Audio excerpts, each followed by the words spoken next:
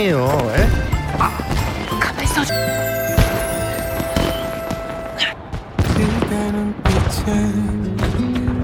만지면 안 뜨거워? 넌 이름이 뭐야? 난 싶어서 집에 가는 길에 안녕? 난 심청이라고 해.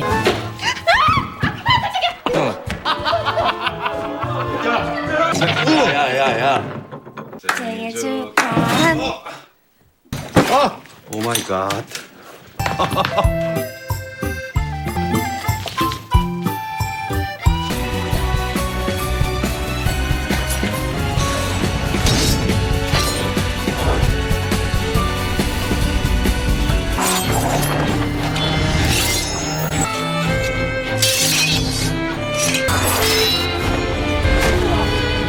잘 몰라.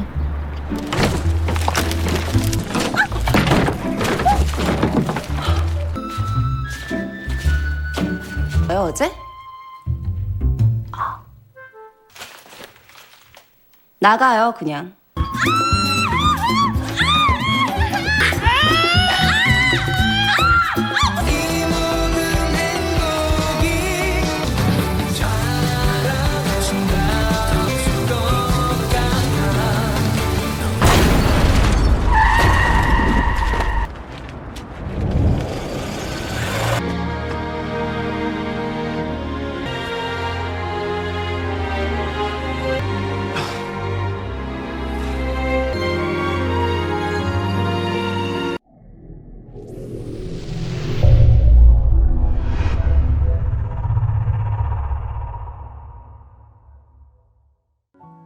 Sementara itu, Jongjae yang sudah sampai di tower mencari Sim Chung. Ia membuka GPS-nya dan menunggunya di sana. Di sisi lain, Sim Chung dibawa ke rumah sakit oleh ambulan. Karena tidak ada tanda pengenal dan ponsel, pihak rumah sakit pun menjadi bingung harus menghubungi siapa. Kembali ke Jongjae yang kini berada di dekat pintu masuk menara, ia menghentikan mobilnya karena melihat brosur yang bertebaran di jalanan. Di sana ia juga menemukan ponsel Sim Chung yang tergeletak di jalan dan ada sedikit noda darah yang membuat ia mulai khawatir dan panik. Ia lalu masuk ke mobilnya dan segera menelepon untuk mencari informasi kecelakaan di dekat Menara Namsan. Lalu setelah itu, Jongjae pun tiba di rumah sakit terdekat dan saat berada di IGD, ternyata ia menemukan Sim Chung yang sedang berbaring tak berdaya. Jongjae lalu berteriak untuk memanggil perawat. Awalnya perawat tidak memperdulikan, tapi setelah ia memeriksa suhu tubuh Sim Chung yang hanya 29 derajat Celcius, ia pun berteriak lalu memanggil dokter.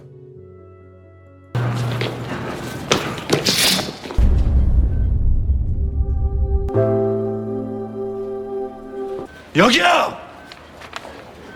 지금 얼음장처럼 찬데? 진짜 당한 겁니까? 선생님!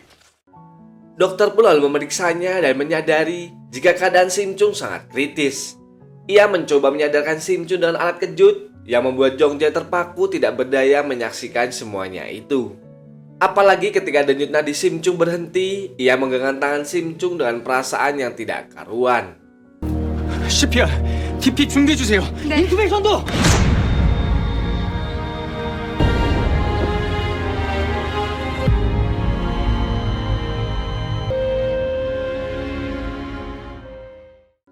Sim Chung sendiri kini sedang bermimpi saat dirinya bertemu Jongjae di waktu dan tempat yang lain.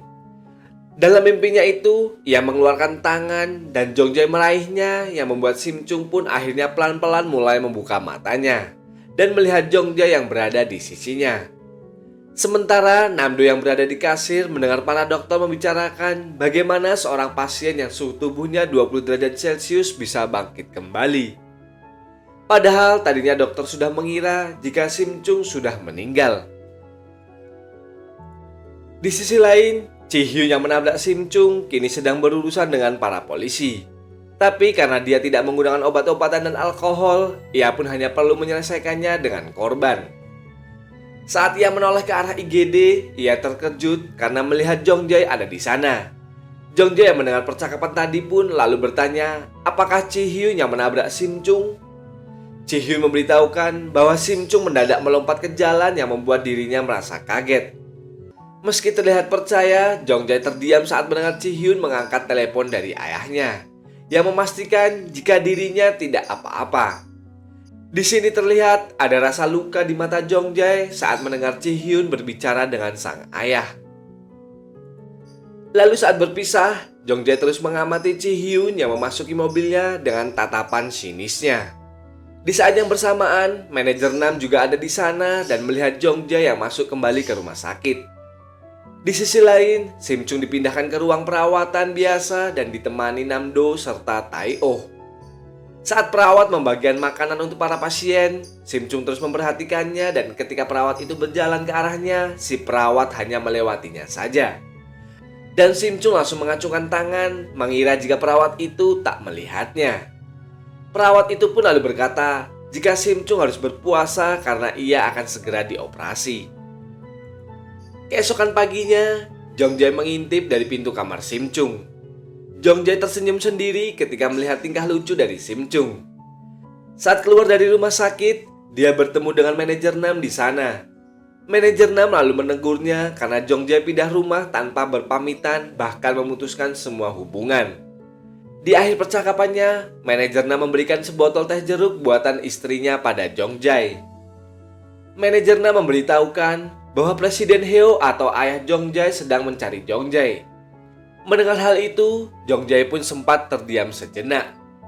Lalu manajer Nam berusaha menasihatinya kalau keluarga memang seperti itu. Meski merasa bersalah, mereka sulit untuk meminta maaf dan di saat merindukannya akan lebih sulit lagi untuk mengatakannya. Tanpa mereka sadari, di saat yang bersamaan, ternyata Ma De-yong ada di sana untuk mengawasi mereka. Beralih ke depan rumah sakit, Sim Chung terlihat keluar menggunakan kursi rodanya. Di saat yang bersamaan, asisten direktur rumah sakit yang baru turun dari mobil melihat seorang ahjuma yang sedang membentangkan poster. Dia menuntut pihak rumah sakit atas kematian dari putrinya. Asisten direktur pun lalu marah kepada security karena tidak bisa mengurus akan hal itu. Sim Chung yang kebetulan melihat security itu diperlakukan semena-mena, langsung tak terima dan dia pun langsung bangkit dari kursi roda itu, lalu menendang sang asisten direktur itu sehingga ia terjatuh tak berdaya. 저런 쓰레기를 빨리빨리 치워야 될 거 아니야? 그래서 더 이상 밥 못 먹게 해줄까? 어?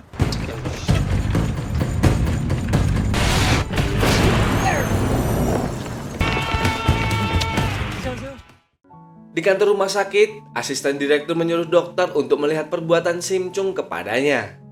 Dokter itu sendiri merasa heran karena beberapa hari sebelumnya Sim Chung mengalami patah tulang kaki. Tetapi dia bisa melakukan tendangan itu. Dokter itu pun lalu menanyakan kepada Sim Chung apa yang telah ia lakukan.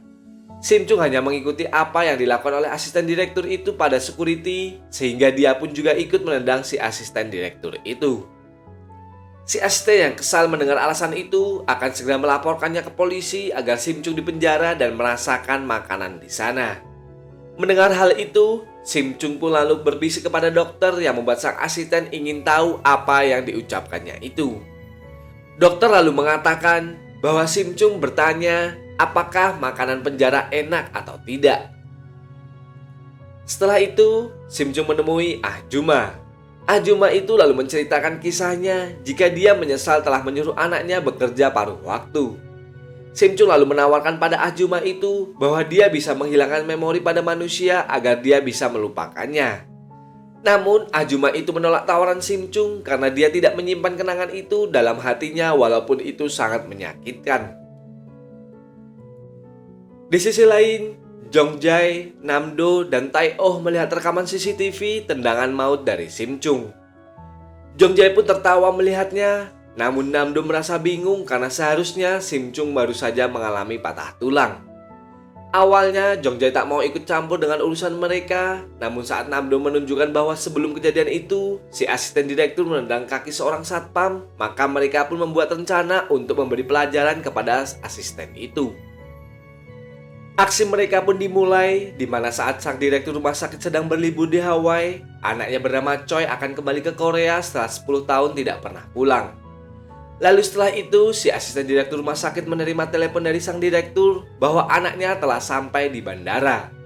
Ternyata Jong Jae menyamar jadi putra sang direktur bersama Tai-oh yang menyamar menjadi sekretarisnya. Asisten direktur dan beberapa dokter pun lalu menyambut Jong Jae dengan sangat hormat. Jong Jae lalu meminjam ponsel direktur itu dengan alasan baterai ponselnya habis. Tentu saja asisten direktur itu langsung memberikannya. Lalu dengan diam-diam, Jong Jae menukar ponsel asisten direktur itu dengan ponsel lain, lalu mengoper yang asli kepada Tai-oh. Setelah itu, Tai-oh pun memisahkan diri dari mereka dan segera masuk ke ruangan si asisten untuk meretas semua informasi yang ada di sana. Sementara itu di bandara, anak sang direktur yang asli dijemput oleh Namdo dan dibawa diperputar-putar dengan alasan jika dia belum mengupdate GPS-nya. Tai-oh lalu meretas ponsel dan laptop asisten direktur itu untuk menemukan laporan kematian asli putri dari Ah Juma. Setelah itu, di ruangan asisten, Jong Jae membeberkan bukti kejahatannya yang ditemukan oleh Tai-oh, yaitu malapraktek, penggelapan uang, dan penyuapan yang dilakukan oleh sang asisten tersebut. Si asisten pun mulai menyadari jika Jong Jae bukanlah putra dari sang direktur, lalu ia bertanya mengapa Jong Jae melakukan hal ini padanya. Jong Jae langsung berbalik mengancam bahwa dia akan memberitahukan semua informasi ini kepada para wartawan jika tidak menuruti perintahnya. Jong Jae sendiri tidak menginginkan uang darinya, dia hanya meminta agar si asisten mencabut tuntutannya kepada Sim Chung dan meminta maaf pada satpam yang telah ia tendang. Selain itu, ia juga harus memberikan laporan asli kematian putri dari Ah Juma. Lalu singkatnya, si asisten itu pun terpaksa melakukan ketiganya. Ia mengakui pada Ah Juma jika telah terjadi kesalahan di tengah operasi dan hal itu adalah sebuah malpraktek. Ia lalu meminta maaf dan bersedia menempuh ke jalur hukum. Ah Juma pun menangis mendengar pengakuan itu, sementara Jong Jae dan Tai-oh menyaksikan dari jauh sambil tersenyum dan misi mereka untuk mengerjai asisten direktur itu pun akhirnya berhasil. Di suatu tempat yang sepi, sebuah mobil melaju seperti kehilangan kendali. Dan mobil itu pun menabrak pohon yang rupanya itu adalah manajer Nam yang sengaja dicelakai oleh Ma De-yong. Setelah manajer Nam tak sadarkan diri, Ma De-yong pun mengambil ponsel manajer Nam lalu mereject telepon Jong Jae yang saat itu bermimpi aneh mengenai manajer Nam. Keesokan harinya saat di meja makan, Pres Dir-hyo mendapatkan telepon yang mengabarkan bahwa manajernya mengalami kecelakaan. Di sini, Seo-hye berpura-pura tidak tahu, sementara Ji-hyun nampak curiga pada ibunya itu. Menurut kabar, manajer Nam semalam mabuk saat kecelakaan yang membuat Ji-hyun tentu tidak terima akan hal itu. Karena dia tahu manajer Nam tidak suka minum-minum. Tetapi hal itu langsung dibantah oleh ibunya karena menurutnya mereka tidak bisa menilai orang hanya dari penampilannya saja. Di kantor polisi, seorang detektif yang bernama Hong dan timnya sedang membahas Ma De-yong yang belum juga diketahui keberadaannya. Pembunuhan terakhir juga diduga perbuatan darinya, tapi mereka tidak memiliki bukti sama sekali. Setelah itu, para polisi pun segera menyusuri TKP dan detektif Hong melihat tanda-tanda yang digambar di depan pintu yang dibuat oleh Dayong dan mereka mulai memeriksa tiap pintu rumah yang ada di sana. Sementara itu, Ma De-yong sendiri sedang mengawasi rumah Jong Jae dan melihat Sim Chung keluar dari rumah. Ma De-yong pun mengikutinya yang kali ini si detektif Hong melihat gerak-geriknya dan mengikutinya juga. Tapi apesnya, salah satu ponsel bawahan detektif Hong berdering sehingga Ma De-yong menoleh ke belakang lalu membuatnya kabur. Sayangnya, Ma De-yong berhasil meloloskan diri sementara detektif Hong menangkap orang yang salah.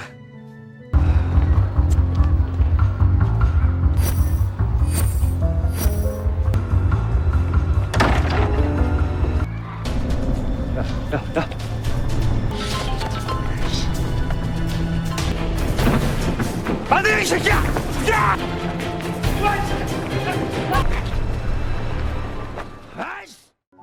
Sementara itu, Sim Chung yang melihat sungai di depannya bersiap untuk melompat. Namun tiba-tiba saja seseorang menariknya. Hal itu tentu saja membuat Sim Chung sangat terkejut. Lalu pria itu membawa Sim Chung ke kantornya. Dan saat berbincang, Sim Chung baru menyadari bahwa pria itu adalah putra Duyung.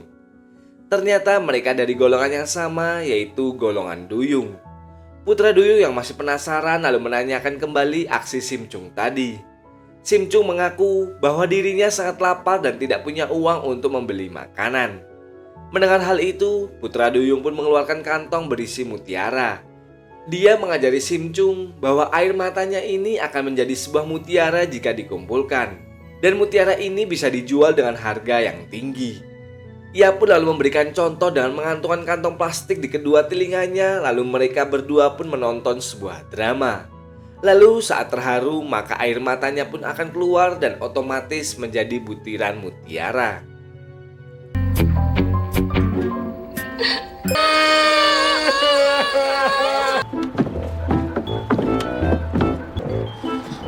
안녕하세요. 말씀 많이 들었습니다. 자기 내일은 머리를 이렇게 해서 한번 묶어보는 거 어때? 들어가. 그래 들어가.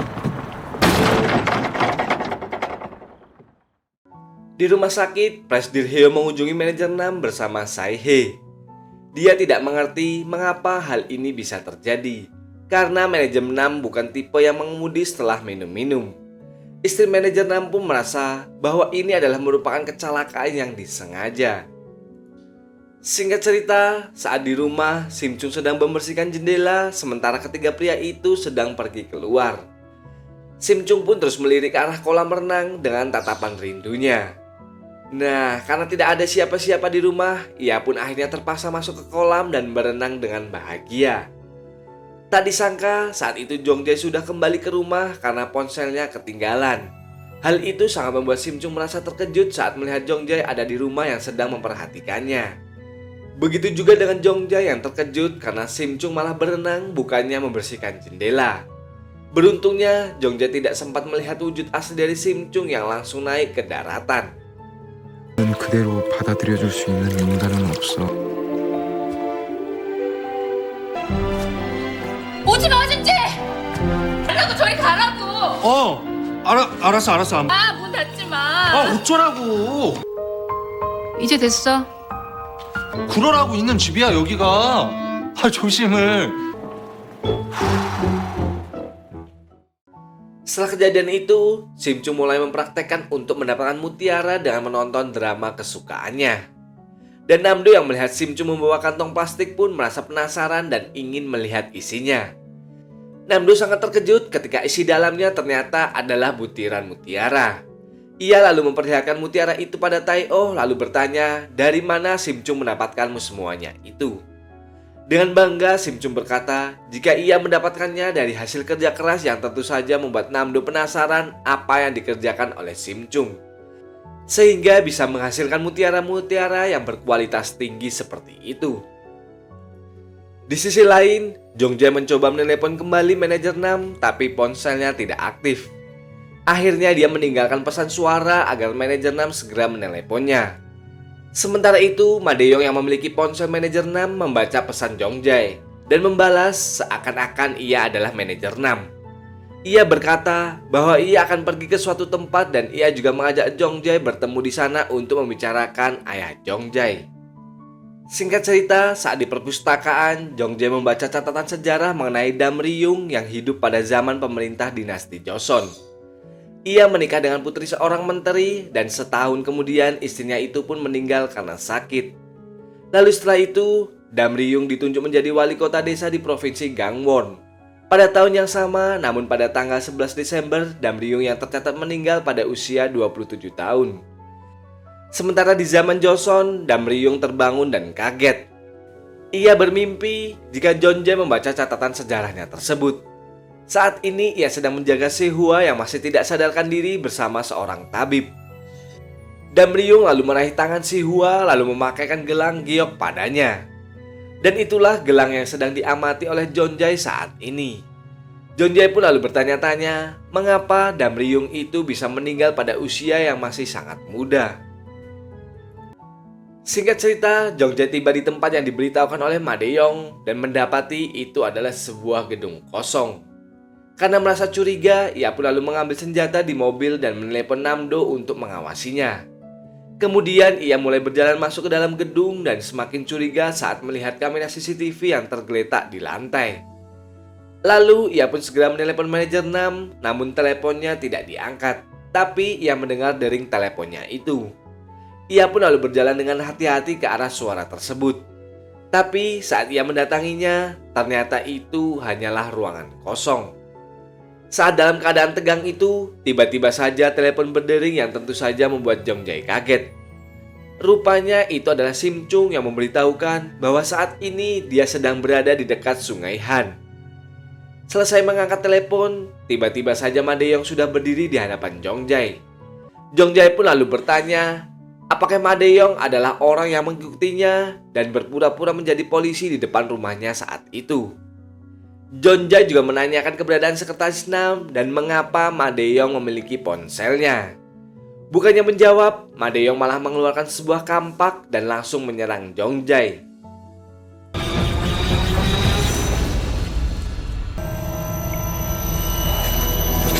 뒤에 미행하고 집 앞에서 경찰은 아저씨 전화기를 왜 당신이 갖고 있어?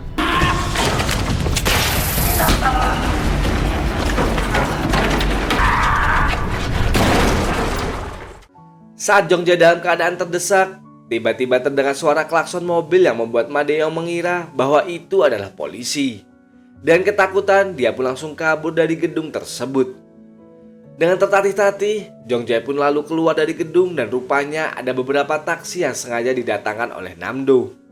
Dia pun lalu bergegas pergi dengan satu taksi itu untuk menuju Sungai Han untuk menemui Sim Chung. Saat sampai di sana, Sim Chung langsung memberitahukan jika dirinya akan segera pergi jauh. Jong Jae pun lalu menanyakan apa alasan Sim Chung pergi secara tiba-tiba. Akan tetapi, Jong Jae merasakan sakit di dadanya yang tiba-tiba saja membuatnya langsung pingsan. Tentu saja hal itu membuat Sim Chung menjadi panik dan mencoba membangunkan Jong Jae, akan tetapi tak ada respon apapun. 가긴 어딜 가?